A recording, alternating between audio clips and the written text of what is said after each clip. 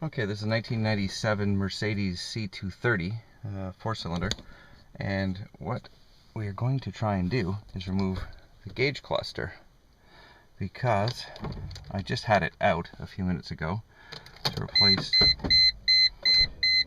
You can see the digital display there, the odometer, the odometer and temperature gauges and everything, and I replaced the bulbs in those, but as you can see, the odometer somehow reset itself to all zeros. So I'm assuming one of the electrical connectors in the back wasn't pushed in properly. There's two of them. So I'm assuming seating that will, seating that properly, if it hasn't been, will hopefully take care of that. If not, I have no idea what the hell, because as you can see, I drove it 4 kilometers to see if the computer would just reset itself. The trip odometer wasn't affected whatsoever. It's still working properly. The odometer is still working. It's just, for some reason, reverted back to zero. So, anyway, the C230, actually most Mercedes, you can just slide the cluster out. It's a little bit of a pain in the ass.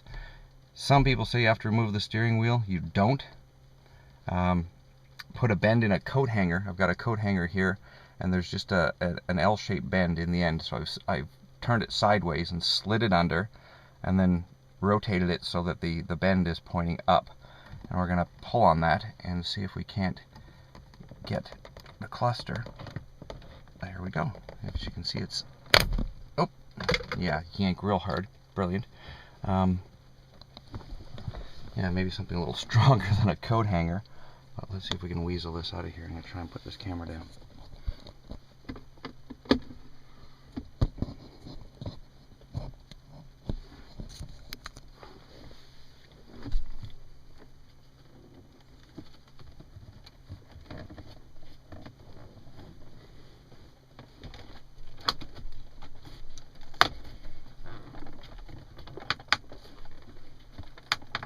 There we go. Now, you'll have to turn the steering wheel as you are pulling it out in order to get it to pass. You don't want to have to take the steering wheel off with the airbag and everything, because it's not necessary, as you can see. Okay, got one of the electrical connectors on the back here, and there's you push down in the center and pull this clip out, and it will pull itself off. Now you can see the pins on the back. I'll look and see if any of those pins got bent in there or anything. I don't see any bent pins. I'm going to pop that back on. Clip down, push in. This will start sliding up, and then it locks into place. And there we go. We have the odometer back working again. So let me just pull the key out. It's kind of in the way. Yeah, I hear you. Okay, so we're just going to pop this sucker back in. So I'm going to put this camera down again.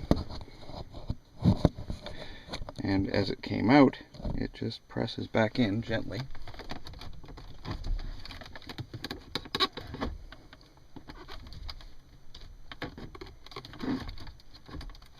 Come on. It just slid out of there, so go back in. Okay, so before I push that all the way back in, I'm going to make sure the gauge is still reading. Wires weren't bumped or anything in the back. No, that's good.